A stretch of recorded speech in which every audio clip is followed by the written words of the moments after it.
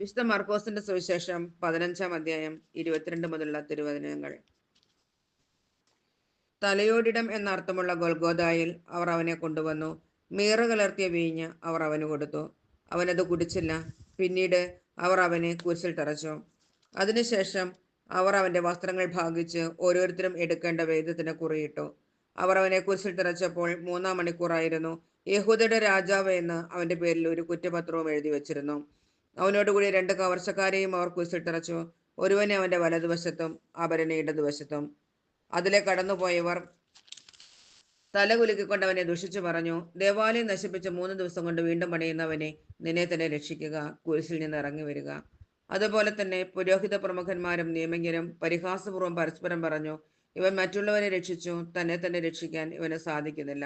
ഞങ്ങൾ കണ്ടു വിശ്വസിക്കുന്നതിനു വേണ്ടി ഇസ്രായേലിന്റെ രാജാവായ ക്രിസ്തു ഇപ്പോൾ കുരിശിൽ നിന്ന് ഇറങ്ങി വരട്ടെ. അവനോടൊപ്പം ക്രൂശിക്കപ്പെട്ടവരും അവനെ പരിഹസിച്ചു. യേശുവിന്റെ മരണം. 6-ാം മണിക്കൂർ മുതൽ 9-ാം മണിക്കൂർ വരെ ഭൂമി മുഴുവൻ അന്ധകാരം വ്യാപിച്ചു. 9-ാം മണിക്കൂറായപ്പോൾ യേശു ഉച്ചത്തിൽ നിലവിളിച്ചു, എലോയ് എലോയ് ലാമ സബക്താനി, അതായത് എൻ്റെ ദൈവമേ നീ എന്നെ ഉപേക്ഷിച്ചത് എന്തുകൊണ്ട്? അടുത്ത് നിന്നിരുന്ന ചിലർ അത് കേട്ട് പറഞ്ഞു, ഇതാ അവൻ ഏലിയായെ വിളിക്കുന്നു. ഒരുവൻ ഓടി വന്ന് നീർപ്പഞ്ഞി വിനാഗിരിയിൽ മുക്കി ഒരു ഞാകണമേൽ ചുറ്റി അവന് കുടിക്കാൻ കൊടുത്തുകൊണ്ട് പറഞ്ഞു, ആകട്ടെ, അവനെ താഴെ ഇറക്കാൻ ഏലിയ വരുമോ എന്ന് നമുക്ക് കാണാം. യേശു ഉച്ചത്തിൽ നിലവിളിച്ച് ജീവൻ വെടിഞ്ഞു. അപ്പോൾ ദേവാലയത്തിലെ തിരശ്ശീല മുകളിൽ നിന്ന് താഴെ വരെ 2-ആയി കീറി. അവന് അഭിമുഖമായി നിന്നിരുന്ന ശതാധിപൻ അവൻ ഇപ്രകാരം മരിച്ചത് കണ്ടു പറഞ്ഞു, സത്യമായും ഈ മനുഷ്യൻ ദൈവോത്രനായിരുന്നു.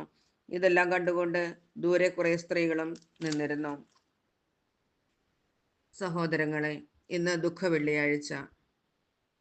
ആരാണ് യേശുവിനെ മരണത്തിന് വിട്ടുകൊടുത്തത്? ഏശയ്യ 53:9. അവൻ ഒരു അതിക്രമവും ചെയ്തില്ല, അവന്റെ വായിൽ നിന്ന് വഞ്ചന പുറപ്പെട്ടുമില്ല. എന്നിട്ടും ദുഷ്ടരുടെയും ധനികരുടെയും ഇടയിൽ അവൻ സംസ്കരിക്കപ്പെട്ടു. അവന് ക്ഷതമേൽക്കണമെന്നത് കർത്താവിന്റെ ഹിതമായിരുന്നു. അവിടുന്നാണ് അവനെ ക്ലേശങ്ങൾക്ക് വിട്ടുകൊടുത്തത്.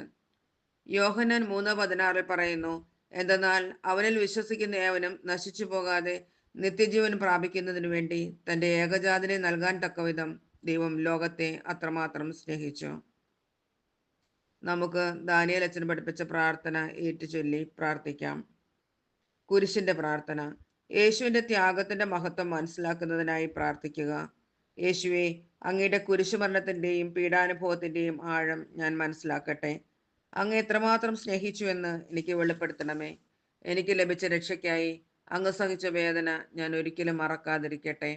എൻ്റെ കർത്താവെ, നിന്റെ മരണത്തിന്റെ വിലയറിയുവാൻ എന്നെ സഹായിക്കണമേ. ആമേൻ.